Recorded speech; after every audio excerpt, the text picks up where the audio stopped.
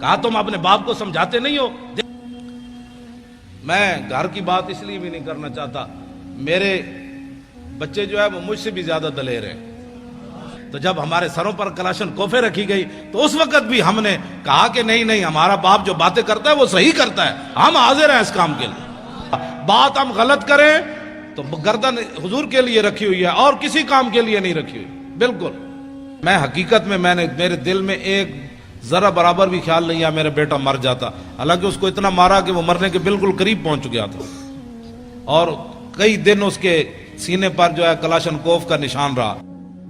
آخری بات جی، میں نے لاہور میں جنگ بدر پر تقریر کی تو ہمارے یہ بچے نوجوان الحمدللہ اب یہ نہیں دیکھتے کہ چھکا کس نے مارا، چوکا کس نے مارا، اب یہ چاہتے ہیں کہ یار دی گل سنا ملا، اب یہ چاہتے ہیں کہ بتاؤ وہ پیر میر علی شاہ نے کون سی جھلک دیکھی تھی، وہ بتاؤ پیر میر علی شاہ غش کھا کے کیسے گر گیا، وہ بتاؤ سید کے فیت علی کافی جسم پر استریاں پھری تھی تو پھر ایسے کس طاقت نے چلا دیا۔ اب ہمارے بچوں کا رخ بدل رہا ہے، جب آپ کا رخ بدل رہا ہے تو انشاءاللہ اللہ کی مدد بھی آ رہی ہے، ساتھ ساتھ اللہ کی مدد آ رہی ہے۔ شاہ جی فرمانے لگے وہ بات سنا دیں میدان بدر والی۔ میں نے تقریر کی لاہور میں، تو میں نے کہا کہ نبی علیہ الصلوۃ والسلام، یہ میرے آقا و مولا کی عادت کریمہ تھی کہ جب رسول اللہ کوئی بھی علاقہ فتح فرماتے نا تو حضور اس کے بعد 3 دن پھر اس جگہ رہتے۔ یہ اعلیٰ سے بھی اعلیٰ لفظ بھی چھوٹا ہے، یہ اعلیٰ اور افضل بہادری کی دلیل ہے۔ میرے آقا اس لیے رہتے کہ اگر کسی میں دم خم ہے تو پھر آ جائے، ہم بیٹھے ہیں۔ لہو ہمم لا منتہا لکبائرہا وہمتہ الصغریٰ اجل من الدہر کانہ وہو فرد فی جلالتہ فی عسکر حین تلقاہ وفی حشمی۔ امام بصیری فرماتے ہیں ہمارے آقا و مولا تنے تنہا بھی کھڑے ہوتے نا تو محسوس ہوتا لاکھوں کا لشکر آپ کی پشت پر کھڑا ہے۔ تو میں نے تقریر کی کہ نبی علیہ الصلوۃ والسلام نماز پڑھا رہے تھے، تو ایک نوجوان مجھے جانتا نہیں تھا، پتہ نہیں کون ہے، اس نے مجھے فون کیا، کہنے لگا حضرت صاحب آپ نے یہ تو تقریر کی کہ حضور نماز پڑھا رہے تھے بدر میں، تو یہ تو نہیں بتایا کون سی نماز پڑھا رہے تھے۔ اب میں نے بھی نہیں پڑھا تھا، اب نوجوان کا سوال بڑا اہم اور ہونا بھی چاہیے تھا۔ پھر میں نے کتابیں تلاش کرنی شروع کی تو علامہ واقدی نے کتاب المغازی میں لکھا کہ نبی علیہ الصلوۃ والسلام نماز عصر کی 2 رکعت پڑھا رہے تھے۔ وہ سنے اور اس کے بعد میری گفتگو ختم۔ دیکھنا میری طرف ہے، حدیث پھر سمجھ آئے گی۔ حضرت جابر بن عبداللہ رضی اللہ تعالیٰ عنہ وہ کہتے ہیں کہ نبی علیہ الصلوۃ والسلام جب نماز پڑھا رہے تھے نا تو اس تبسمہ فی صلاتہ، دوران نماز حضور مسکرا پڑے۔ فلما قضا صلاتہ، جب آپ نے نماز مکمل فرمائی، کل تو میں کیا، تسی بیٹھے ہو طالب علم، کل تو میں کیا تے کل نا ہم سب نے کہا۔ اس کا معنی یہ ہے کہ حضرت جابر ہی نہیں دیکھ رہے تھے، سارے ہی دیکھ رہے تھے۔ کل تو میں کیا اور کل نا، اگر کل تو ہوتا تو لوگوں نے کہنا تھا بس جابر بن عبداللہ ایسے کر رہے تھے تو آنکھ اٹھ گئی تھی، نہ کہا کل نا، فرمایا میں نے بھی کہا، ابو بکر نے بھی کہا، عمر نے بھی کہا، چونکہ عثمان غنی تو موجود نہیں تھے، حیدر کرار نے بھی کہا، بلال نے بھی کہا، کل نا، ہم سب نے کہا کیا، رأینا کا۔ ہاں جی، کوئی صرف صغیر سنائے گا، را یرا رویتن؟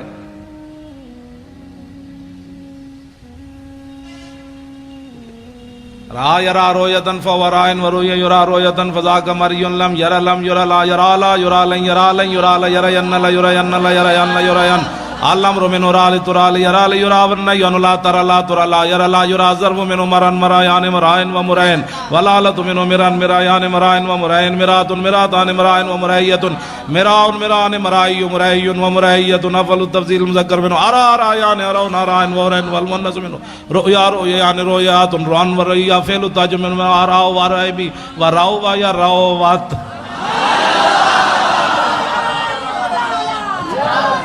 او بھائی میں ویسے طلباء کے ذوق کے لیے یہ تو ہوا نا صرف صغیر، را را یا رات را رات رات آ رہے نہ رہتا رہ تمہارا رہ تم رہتے رہ تمہارا رہ تم نہ رہے تو رہے نا، رہ تو میں ویکھیا، رہے نا ہم سب نے دیکھا. کیوں؟ ہم سب نے دیکھا. رہے نا کا تبسم تھا، ہم نے سب نے دیکھا. حضور آپ مسکرا رہے تھے، لاکھوں سلام. تو میرے آقا نے یہ نہیں فرمایا جب آدمی نماز میں کھڑا ہو تو کہاں دیکھتا ہے؟ سجدے کی جگہ.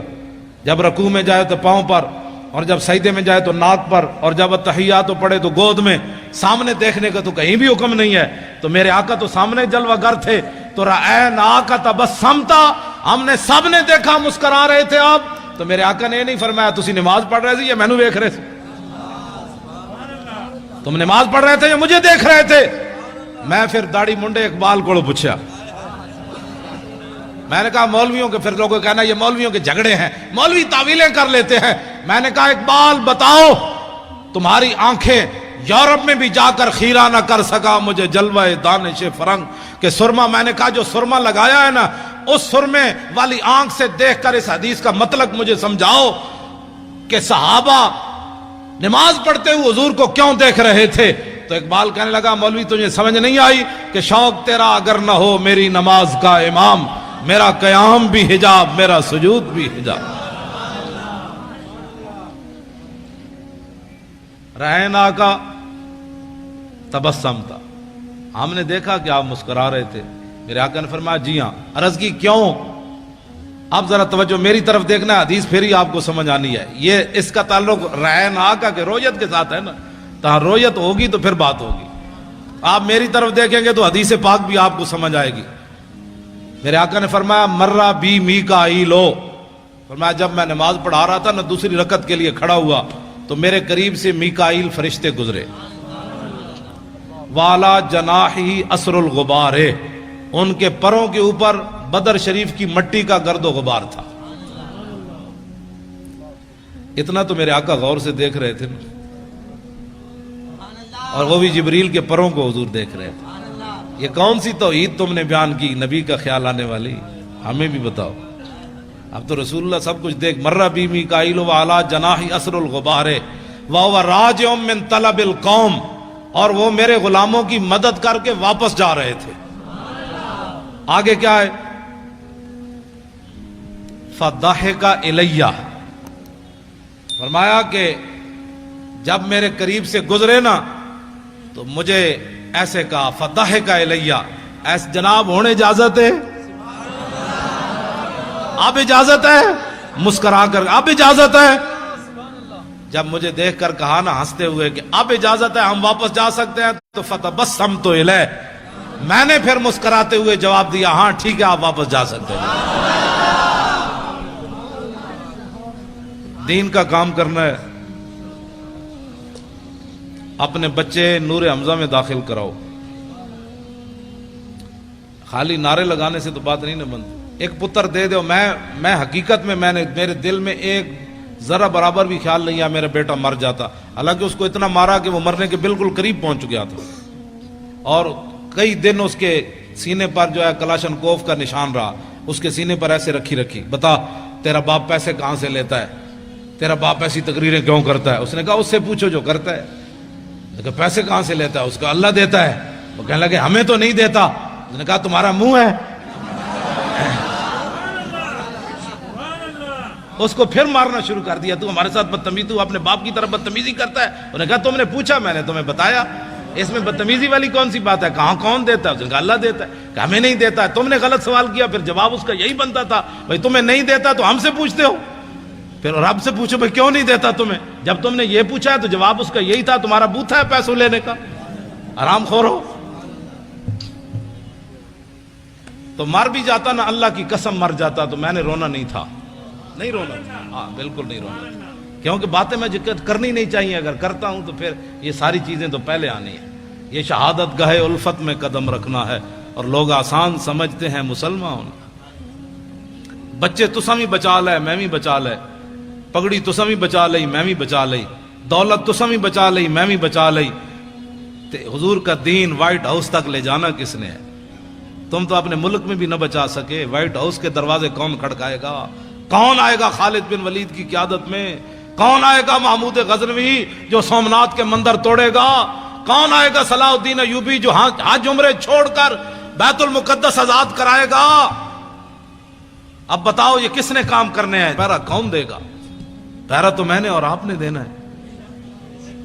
مولوی خادم مر جائے یا زندہ رہے، کراچی آوے یا نہ آوے، جب ہم نے مولانا کو طارق لبیک یا رسول اللہ کا کنوینئر بنایا ہے، اور انشاءاللہ جلدی یہ ساری باڑیاں مکمل ہو جائیں گی، آپ خود بڑھ بڑھ کر آگے آئیں، کہیں مولانا میں حاضر ہوں، بتائیں میں کیا ڈیوٹی کر سکتا ہوں، میں حاضر ہوں، آگے بڑھ کر کام کریں نا، یہ پوچھ پوچھ کر کام دین کا نہیں ہوتا۔ آپ آگے بڑھے، پیسے امن تو صدیق اکبر جائے، پیسے امن تو عثمان غنی جائے، جے غریب ہوئے تو حضرت عقیل انصاری جائے۔ 1 کلو کھجور ہی لائے نا، ان کے پاس تھی 1 کلو کھجور، اور اتنا غریب ہوئے کھجور بھی کوئی نہ ہوئے تو پھر تولوا اعینہم تفیض من الدم حزنا اللہ یجدوا ما ينفقون۔ جب میرے آقا نے فرمایا قلت لا اجد ما احملکم، غزوہ تبوک کے موقع پر میرے حبیب جب آپ نے یہ بات فرمائی تھی نا اپنے غلام غریبوں کو کہ سواری نہیں ہے، ہم تمہیں کس پر بٹھا کر لے جائیں، 1200 میل کا سفر ہے، تو میرے حبیب وہ منظر میں رب بھی دیکھ رہا تھا کہ جب آپ کے دربار سے غریب صحابہ لوٹے تو رو رہے تھے، یا اللہ ہمیں تو نے پیسے کیوں نہیں دیے، آج ہم بھی سواریاں خرید کر تیرے نبی کے ساتھ تو چلتے کم از کم۔ غریب اس کو کہتے ہیں، غریب اس کو نہیں کہتے جو گھروں کے دروازے کھڑکا کے کبھی زکوٰۃ مانگتا پھرے، کبھی صدقے مانگتا پھرے اور امت پر بوجھ بن جائے۔ غریب یا تو عقیل انصاری ہے یا وہ غریب صحابہ ہیں جو رو پڑے تھے کہ یا اللہ ہم تیرے نبی کی خدمت بھی نہ کر سکے، صدیق جتنا مال تو دینا تھا ہمیں، تو باقی رہ گئے منافق۔ توجہ، میں نے جو مطالعہ کیا، منافق اس کو کہتے ہیں نہ اعلیٰ کام پر راضی ہوتا ہے نہ ادنا کام پر راضی ہوتا ہے۔ یہ بات میری پوری، میں نے وثوق سے یہ بات کر رہا ہوں۔ منافقت کا جو میں نے مطالعہ کیا ہے وہ یہ ہے کہ منافق کبھی بھی نہ اسلام پر راضی ہوتا ہے نہ اسلام کے چاہنے والوں پر راضی ہوتا ہے۔ اعلیٰ کام کرے تو پھر بھی تنقید کرتا ہے اور چھوٹا کام کرے تو پھر بھی تنقید کرتا ہے۔ صدیق اکبر جب سارا مال لے آئے نا تو منافق کہنے لگے یہ تو ریاکار ہے، یہ تو ریاکار ہے، لوگوں کو بتانا چاہتا ہے میں سارا مال لے آیا۔ جب عقیل انصاری کلو کھجور لے آئے تو منافق کہنے لگے اللہ کو اس کی کیا ضرورت تھی کلو کھجور کی، یہ اللہ کو یہ دیتا ہے۔ یہ بات سمجھ آ رہی کہ منافق نہ اعلیٰ چیز پر راضی ہوتا ہے نہ ادنا چیز پر، اور مومن وہ ہوتا ہے جو اعلیٰ پر بھی خوشیاں مناتا ہے ادنا پر بھی خوشیاں مناتا ہے۔ وہ مل گیا سبحان اللہ، کلو کھجور بھی مل گئی سبحان اللہ۔ انہیں جانا انہیں مانا، انہیں جانا، اے لطف نہیں آیا اس شعر دا، اے میں نو گلا پھر جانا ہے کراچی والے، اے سارے ہی بولنا ہے انہیں جانا انہیں مانا۔ او جناب تانوں سارے نو سلام ہوے جڑے قد نال کھڑے ہو، تسی بولو او لینڈ لائی تسی سبحان اللہ، سارے بولنا ہے انہیں جانا انہیں مانا، بس انہیں جانا۔